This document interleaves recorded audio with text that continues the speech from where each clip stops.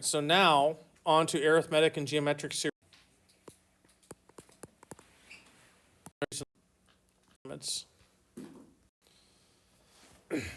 So we're going to start with this idea. If I have this function defined as a sub n is defined as 5 plus 2 times n times negative 1 to the n, and we have to find the first 5 terms.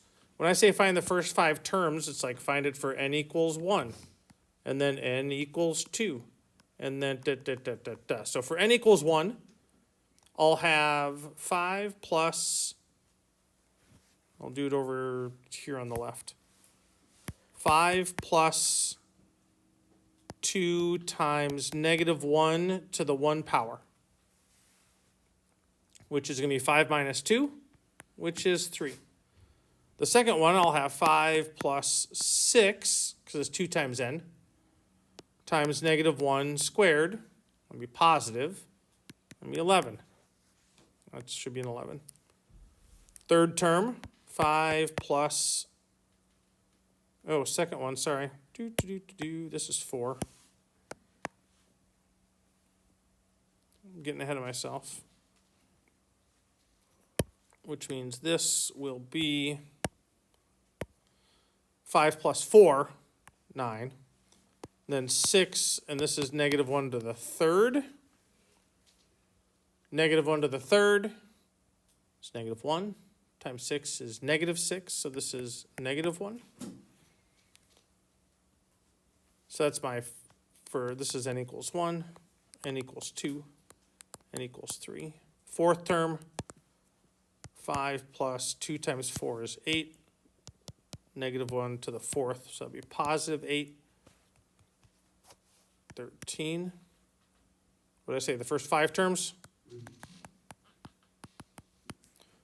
5 plus, and then this will be 10 times negative 1 to the fifth. So this will be negative 10 plus 5 is negative 5. What's the sum of the first 2 terms? It's going to be 11, 9 plus 3. Sum of the first 3 terms, so 11 and then negative 1, that's 10. The first 4 terms will be the first 3 terms plus 9 plus 3 is 12.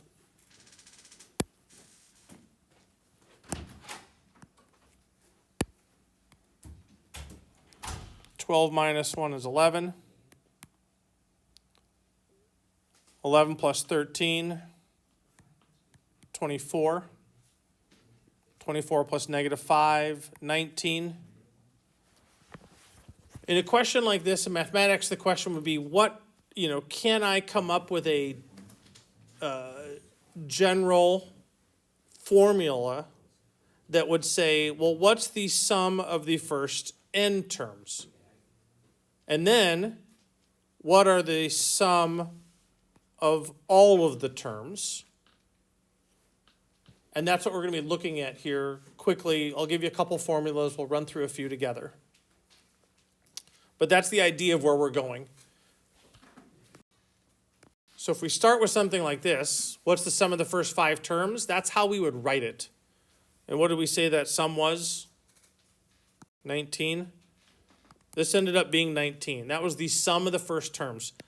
So if you've not seen this nomenclature before, nomenclature is the fancy word for this is how we write things now. This stands for the sum of, this tells me where I'm starting, so it's starting with the first n, and this is going to the fifth n. So that's what that means. That's what we just did on the previous slide. So we go with something like this. If I just have find the sum from 1 to n of a to the n, and I'm missing something, hold on. This is the, oh, that's it. So that would be saying that's a to the 1 plus a sub 2 plus a sub 3 plus a sub 4 plus a sub 5. Now, I haven't defined what a to the n is, so we don't really know what that's going to be, but that's what it would be. If this were the case, then we'd say, oh, this is what we do. So it's going to be 2 plus 1 cubed plus 2 plus 2 cubed plus 2 plus 3 cubed plus 2 plus 4 cubed plus 2 plus 5 cubed. Or I have 5 2's, and then I have 1 cubed plus 2 cubed plus 3 cubed plus 4 cubed plus 5 cubed. This is more just to say, hey, this is what it is. This is how we would use it.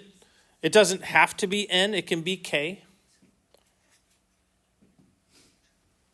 And there's going to be some ways that we can find shortcuts in that process. Ultimately, oh, we're going to do a geometric one here. I forgot. All right, so this would be 5 over 10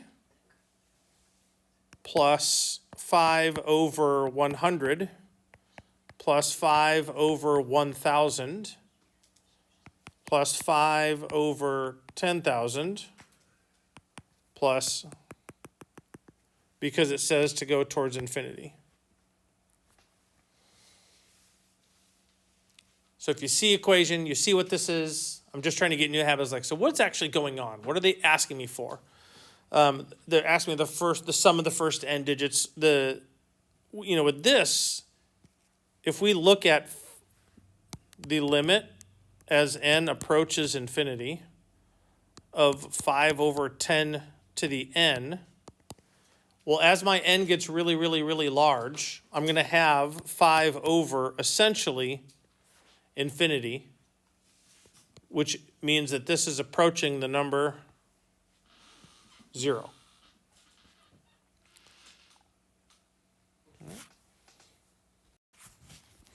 So this is how we develop the formula. So this would be for what's called an arithmetic sequence.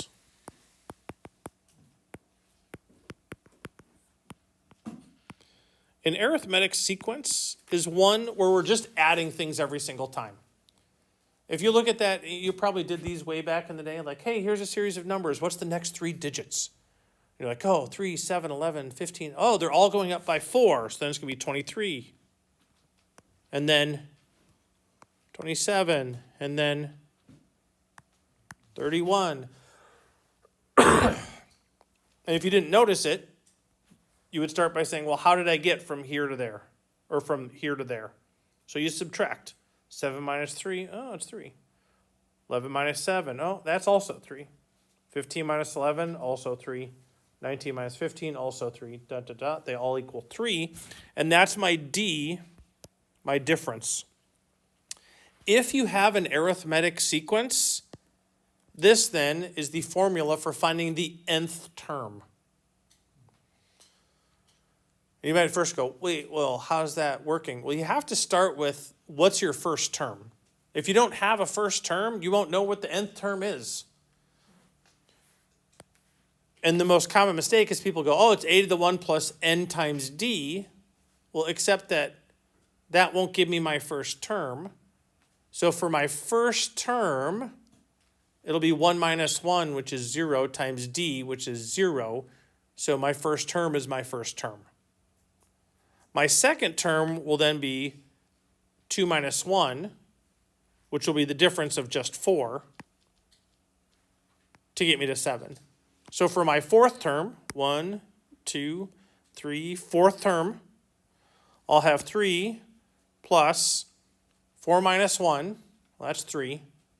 3 times 4 is 12, and 12 plus 3 is 15, which is my fourth term. So this is how I find the nth term of an arithmetic sequence, where I have to know the first term, and I have to know the difference.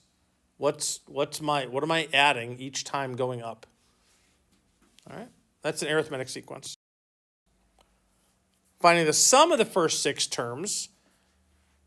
I said 6 terms, so we got to add the 6th term in there. That's 23. Yes, question my adding and subtracting. If I have an even number of terms, it actually becomes a fairly kind of look at that. Those add to 26. These add to 26. These add to 26. When you have an even number, it's a pretty easy process to do an arithmetic sequence to find an arithmetic sum. Right? So 18, carry the 1, 78. All right, that's the sum of the first 6 terms. All right, now again, I don't know if you've been any places like, hey, find the sum of the numbers from 1 to 100. Well, if you do the numbers 1 to 100, 1 and 99 add up to 100. 2 and 98 add up to 3 and 97. How many sums am I going to have? 49 plus 51. Add to 100. So this right here is 49 hundreds. Plus I got this 100. Plus I have the number 50. But you might be saying to yourself, can't there be a formula? Because we're mathematicians, we do our best to make everything into a formula. There it is. The sum of the first n terms is right there. So if I had, the numbers from 1 to 100, the sum of the first 100 terms would be 100 over 2. A plus 1 is 1. A sub n is 100. It's my last term. And if you do 100 times 101, which is 10100, divide that by 2, we get 5050, which is what we had on the last slide. But if it's an arithmetic series, that is the formula for the sum of the first n terms. That was my equation, right? Yep.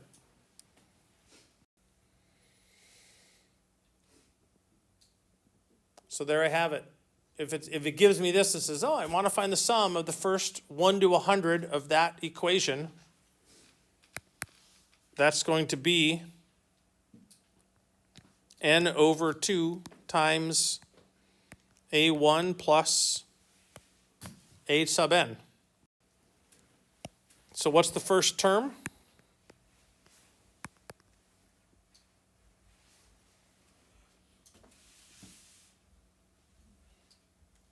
Don't everybody shout it out at once.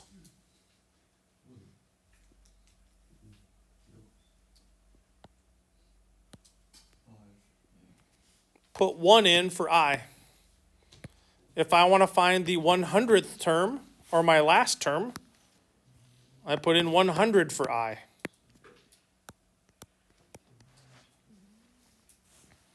So the sum of the first 100 terms would be 100 over 2 times 5 plus 302. 30700 divided by 2.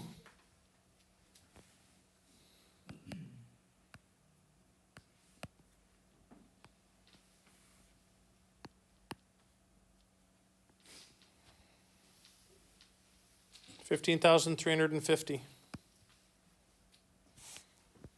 is using that formula super quick. Now, an arithmetic series isn't so much fun for going towards like infinity, but geometrics are. So the geometric series is now, instead of adding something every time, we are multiplying. So what's my rate or my ratio for this one? What's my rule? 3. Times 3. Goes up, multiplying by 3 every time. All right.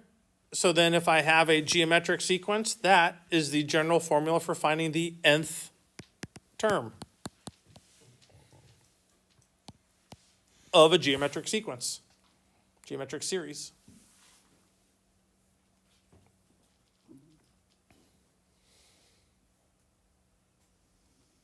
Well, that's what it was for this one. This is the R. So that'll obviously change if I have a different something going on. All right. So really it'd be A sub n equals A sub 1 times my rate to the n minus 1. And you think, why n minus 1? Because my first term is not being multiplied by the rate. So to get my rate to be 1, it's going to be the first term minus 1. So 1 minus 1 is 0. Rate to the 0 power, that's 1. It'll just be my a to the 1 term. And then the sum of the first n terms is this. And I haven't figured out yet how to make bigger brackets when I'm writing in LaTeX code. That's the code that you write in for making these equations, but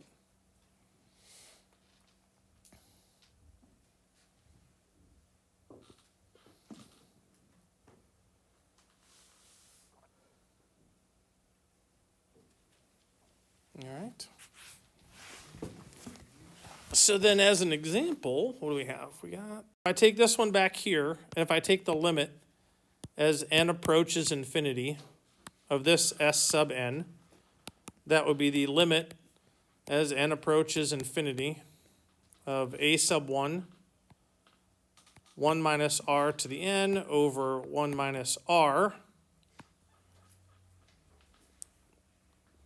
As my n goes towards infinity, r to the n, depending on what r is, will obviously depend on what this goes towards. But then I'll have this in the denominator. This. Oh, there. Yeah, so then, but it leads me to this equation.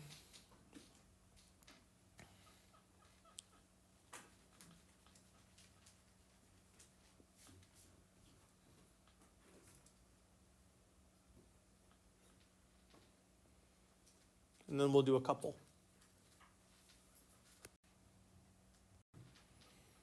So this.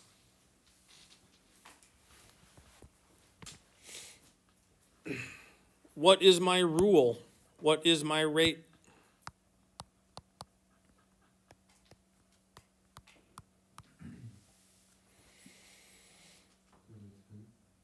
Divide by 10.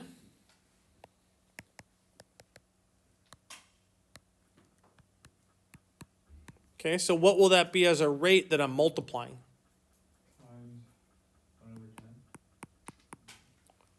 There you go. So this, the first one is 5, and that's going to be plus 5 times a tenth, plus 5 times 100th, plus 5 times 1,000th. So I'm really talking about 5 times 1 over 10 to the n minus 1. That's my a to the n. So my s sub n will equal a1 over 1 minus r, which is 5 over 1 minus 0.1. 5 over 0.9.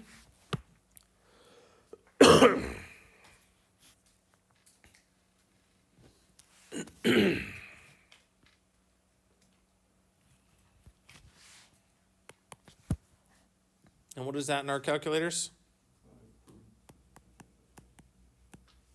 5.5 repeating. Have you ever been shown how to change a repeating decimal into a fraction? No? Now would be a good time. Why did that not move there?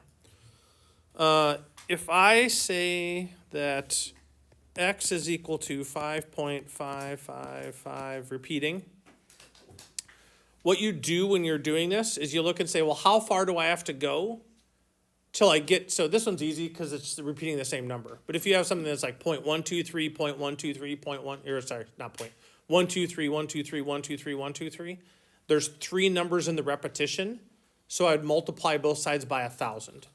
In this case, the number of repetitions is just 1. So I'm going to multiply both sides by 10. So then I'm going to have 10x equals, and actually let me write it above. 10x will equal 55.555 repeating. If I subtract 10x minus x, that's 9x. The 0.5s all subtract away to 0, and this would then be 50. X would be 50 ninths, which is 5 and 5 ninths. Or you just leave it as 50 ninths. So that's how you'd eliminate all those repeating decimals. And that's what we would do for the, oh, this is slightly different now. So this is almost like the one that we just did, but here we're not starting at 1. So this one is, like I said, very similar to the last one, but the difference, just kind of paying attention, it's not starting at the first term. If I want to use this formula,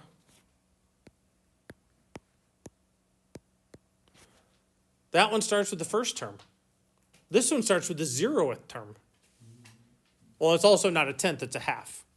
So my R will still be a half, but here I need to find the terms. So my 0th term is 5 times 1/2 to the 0, just 5, because that's my n equals 0 term. My n equals 1 term is 5 times then a half, which is 5 halves. So this formula down here for the sum of them, it would be 5 halves over 1 minus a half, which is 5 halves over a half, which is 5. But that would be from here to the end. So my total sum would actually be, for this whole equation up here, would be 5 plus this 5, which is 10. All right, so that's like a little tricky way that they sometimes throw that at you. This formula works if you know the first term. But if you have a series that's asking you to find it more than the first term, then you have to go from there. Or if this question up here is asking you for, if they change this to be like from the second term, well, I'd have to find it to the first term and then subtract away the first term from it.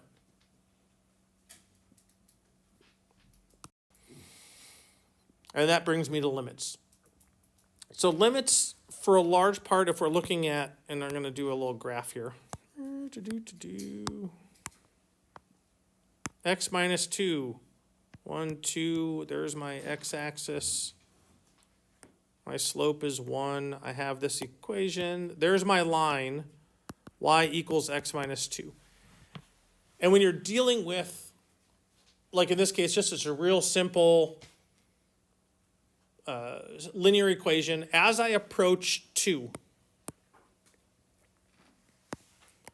all right, as I approach 2 on the x-axis, which means I'm on my line, I'm headed towards when x equals 2. When I get really close, what am I approaching? 0. A limit, though, is only a limit if it gives me the same number if I go at it from the left or from the right. So those are little things that will show up there. So this would be going at approaching 2 from the left. So from the left, boom, I'm landing right there. If I were to do it from the right, so from the right, I'm coming this way on this linear equation, and then when I get close to x, really close to x is 2. When I get to 2, it's also at 0. And if you put this number into there, we get the same value. Again, in a linear equation, you're like, well, yeah, okay, that makes sense. Got to start somewhere. And then if we have this, there's my parabola. X squared minus 4 So a couple points here quick. So when x is 0, y is -4, 1, 2, 3, 4. When x is 1, we're at 1 minus 4, that's -3. When I'm at -1, I'm at -3. So I got this parabola like that. We'll pretend I hit that dot by making it bigger. So as I take the limit as x approaches 2 from the left, and then the limit as x approaches 2 from the right, as it approaches 2 from the left, going down, come back up. Now I'm approaching 2. 2 squared is 4 minus 4. We see that it actually, that's where I cross. If I approach 2 from the right, going to come to the same point. They're both approaching.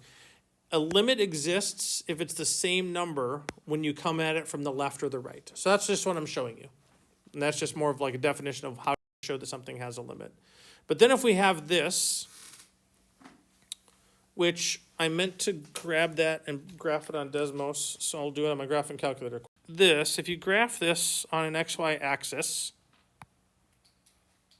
it looks like this. You might be wondering, why is that happening? My numerator is x plus 2, x minus 2. My denominator is x minus 2. These reduce, leaving me with just this equation, x plus 2. But if I would have just taken 2 and put it in this equation, I'm going to have 2 minus 2, which is 0, which means this is undefined, because we can never, ever, ever, ever, ever divide by 0 and live to tell about it. So in a case like this, we're going to look at this equation. Well, then you say, okay, well then this graph is, as x approaches 2, going to actually approach 4. Because over here at 2, I'm up at 1, 2, 3, 4, right there. But I need to actually do something because my original function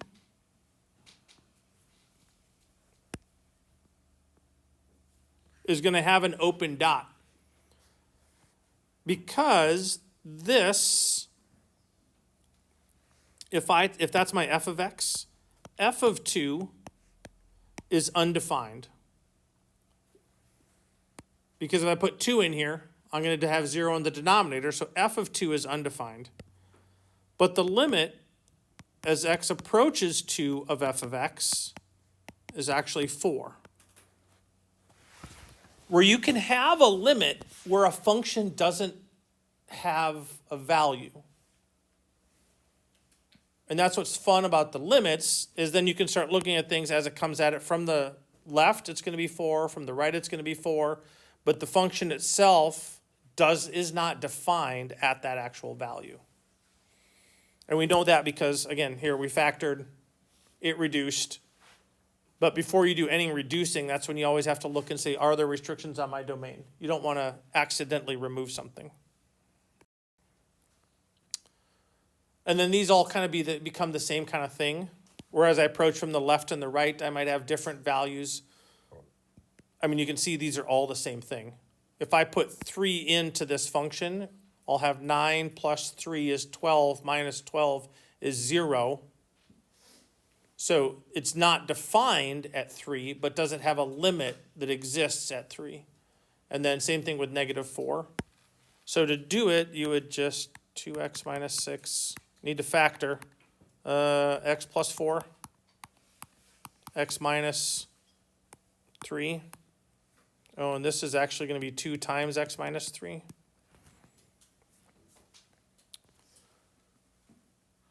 I meant to do that for the equation above it. My apologies on that. This one up here. So it's going to be 2 times x minus 3 over x plus 4, x minus 3.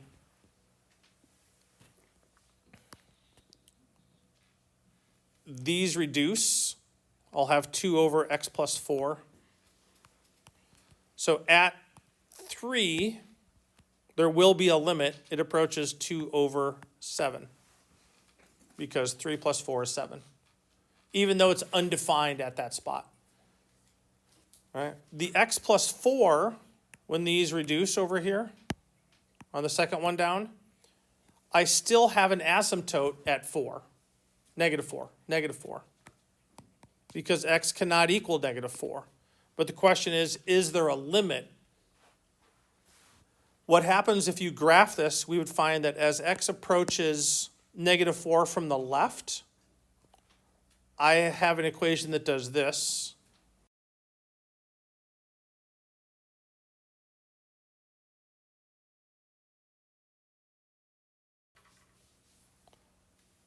So that means,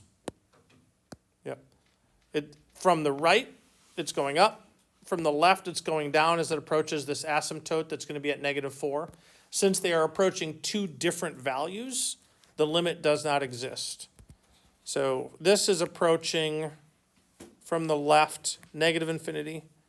This one, as I look at the graph, is approaching positive infinity, which means the limit does not exist.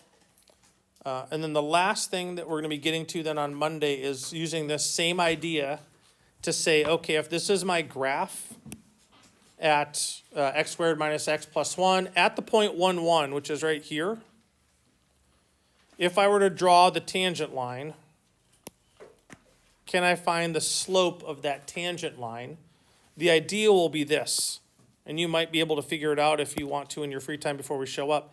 If I take this point, and the difference between them, and then if I could find a way to slide this point along the line to here, find that slope, here, find that slope, here, find that slope, here, find that slope, and just keep getting so that the difference between the x coordinates is getting, so let's call this, obviously this is 1, and then if the other point up here is 1 plus h.